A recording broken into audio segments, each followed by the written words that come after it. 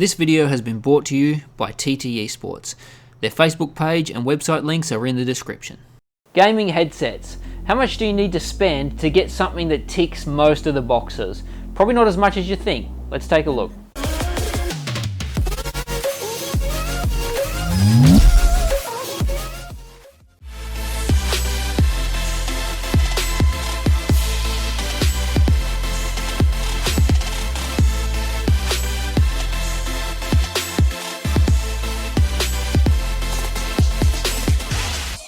This is the TT Esports CRONOS Riing RGB 7.1 gaming headset.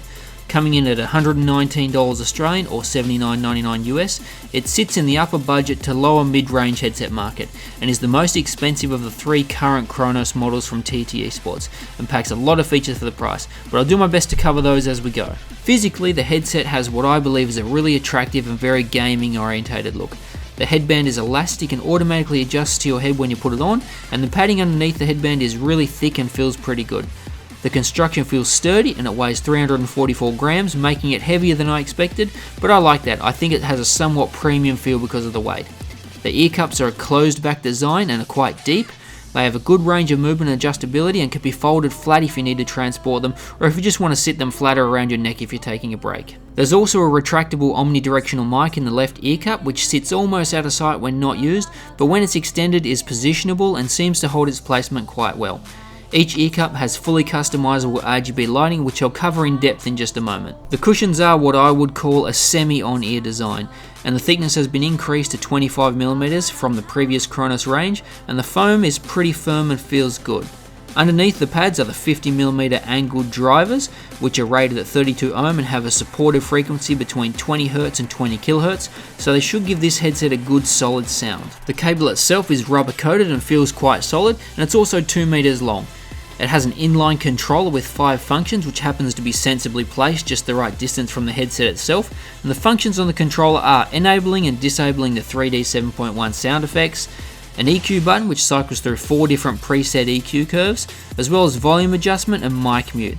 There's also a backlit TT Esports logo which matches the colours that are set on the ear cups. One thing I'll just quickly raise here, the logo on the controller is backlit, but the buttons themselves aren't.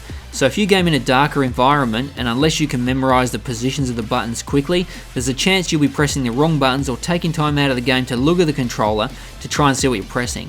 But there's obviously lighting circuitry in the control piece, and it'd be nice to see that lighting extended to cover the buttons as well.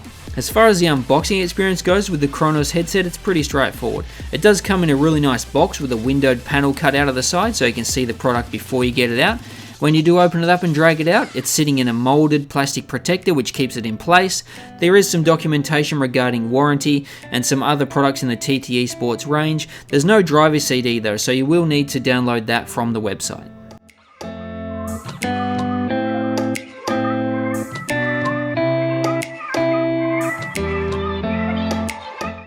As I mentioned before, the ear cups have fully customizable RGB lighting with 8 preset effects.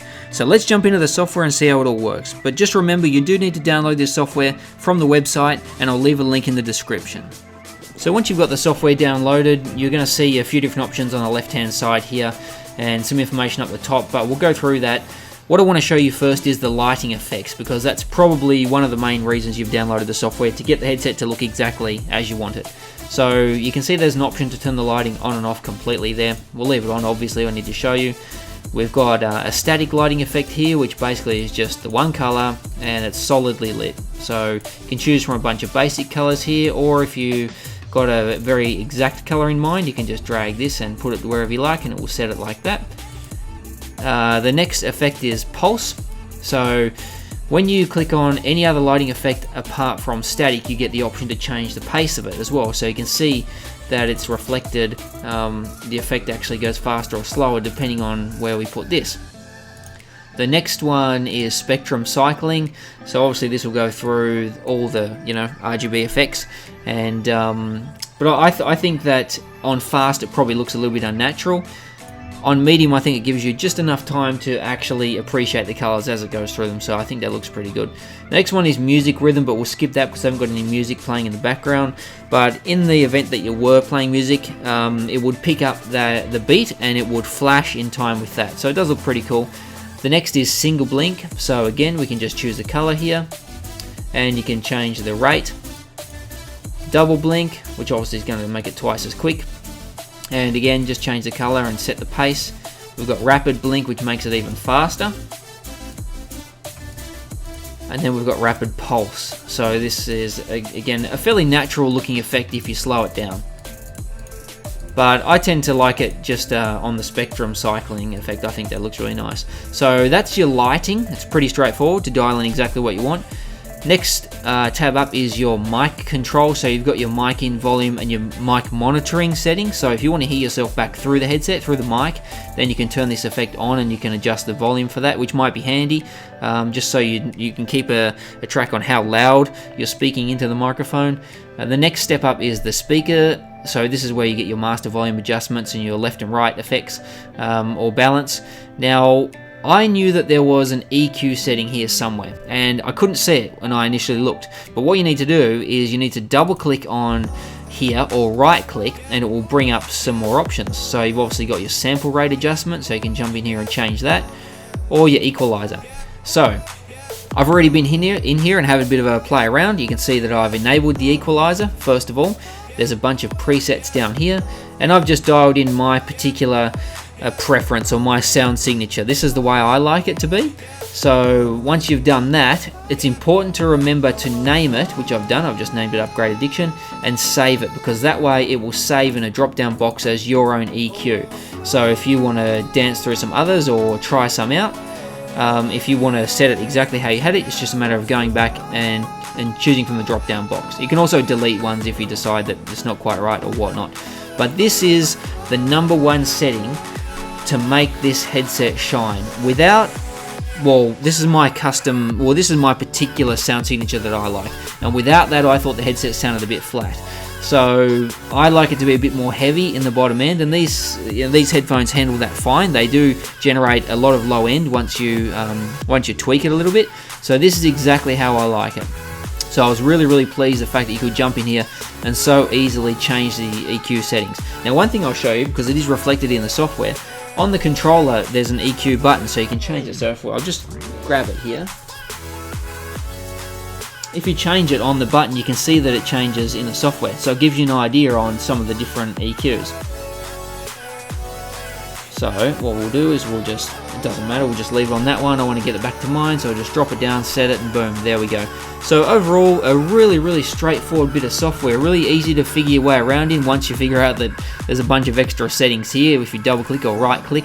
Now, I'm not sure if they call this stuff X-ear or Z-ear surround headphone settings, and there's a bunch of different things: dynamic bass, smart volume, voice clarity. I didn't muck around too much with that. I left those all off, but hey, if you want to have a bit of a play around, if you think that suits the way you want it to sound or what you want it to do, you can jump in and enable and change around some of these sort of things. But as far as I wanted it to go, I just wanted to change the EQ to be my particular preference and then leave it at that. So good work TT eSports for actually having a very straightforward and easy to use piece of software. So with all that in mind, how do they actually sound and how good are they for gaming? In game, I found the 7.1 positional audio okay. When enabled, it did remove a lot of the bottom end in favour of the higher end, and I guess that's to better accentuate the footsteps and gunshots, things like that. It did make the headset sound like it had a wider soundstage, but the audio signature changed a lot, and for me I just turned it off. The stereo soundstage on the headset is fine, and that way I've got to keep my EQ settings as well. I wore them for 3 hours straight without any real fatigue. The weight wasn't an issue and they felt stable on my head the whole time. For people with glasses, it'll be important to know that there isn't much interference, and having glasses didn't negatively affect my experience using this headset. Alright, so now how about we do a mic test? This is how the mic sounds on the TT eSports CRONOS Riing RGB 7.1 gaming headset, but how's it actually going to sound when you're using it in-game? Rush B, that's the only way to win! Oh, what the hell? I hit that guy. They need to fix these hitboxes. Stop camping, you camper. Oh, so much lag. That's bullshit. How do you do that? GG, easy. So there you go, guys. There's a look at the CRONOS headset. So let's talk about a few things. First things first is the price, $119. Now, for the money, I think that they offer a lot of features. but in that same price segment is the famed HyperX Cloud 2s. And are these better than them? Well, yes and no. Let me explain.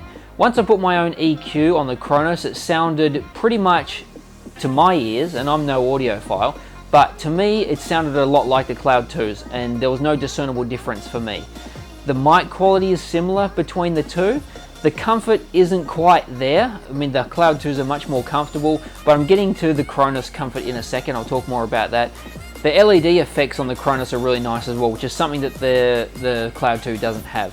So it's going to come down to whether you're after something that you can put your own custom EQ on and have your own lighting effects versus something that's probably a little bit more comfortable. In regards to the comfort, the one thing that I would change if I could snap my fingers and it would be done would be the shape of the ear pads themselves. On the CRONOS though, they're perfectly circular, and I don't know if your ears are perfectly circular, but mine aren't, and for me it kind of rolled my ears a little bit, or it sat on there. That's what I meant when I initially said a semi-on-ear design, because they don't quite go all the way around your ear and encase it.